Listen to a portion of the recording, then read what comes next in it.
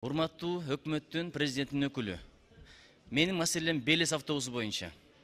Мамлекет башчыбыз Белес автобусу чыкканда барып, көрүп, айдап, анан өзүнүн оозу менен айткан. 10 автобус алабыз, анан көрөбүз, ошондон кийин анан серийный заказ беришибиз мүмкүн дегендей мааниде.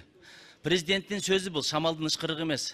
Арадан бир топ өткөндөн кийин мэр айтып атат Бишкектик. Биз карап көрдүк, андай экен, мындай экен, атаңа бар, энеңе бар, албайбыз депчи. Дүйнөдө жакшы автобустар көп, анан булар кол менен топтойт экен, эмне менен топтосун? Мамлекет же завод куруп бербесе, бир жабдык сатып бербесе, күнү түнү укташпай байкуштар чөнтөгүнөн акча чыгарып, ошол автобусту чыгарды эле. Бул жакта жанагы кредит алып алып, чет өлкөдөн автобус алып келебиз дегенде дагы мен бул маселени көтөргөмүн.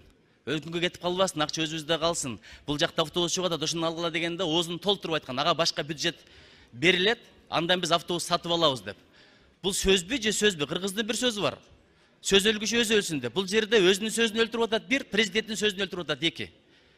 Мамлекет жардам бербесе өндүрүш кантип өсөт? Биз жакында эле бир сыймыктанып басып калдык эле, өзүбүздөн автобус чыкты, кыргыздар дагы жөнөкөй эле эмес экен деп.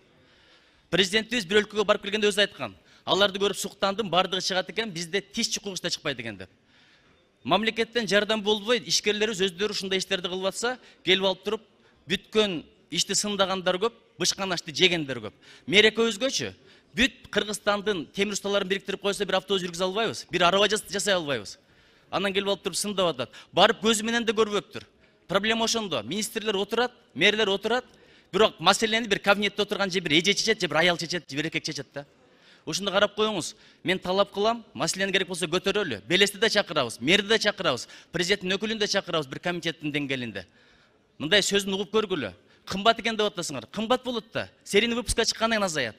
Варшаванын мэри Салариси сатып алган, ошондон кийин Саларис иши жүрүп кетип 10 жылда канча деңгээлге чыкты. Ушул маселени киргизиңиздер, мен талап кылам, сатып алсын, президенттин сөзү эки болбосун.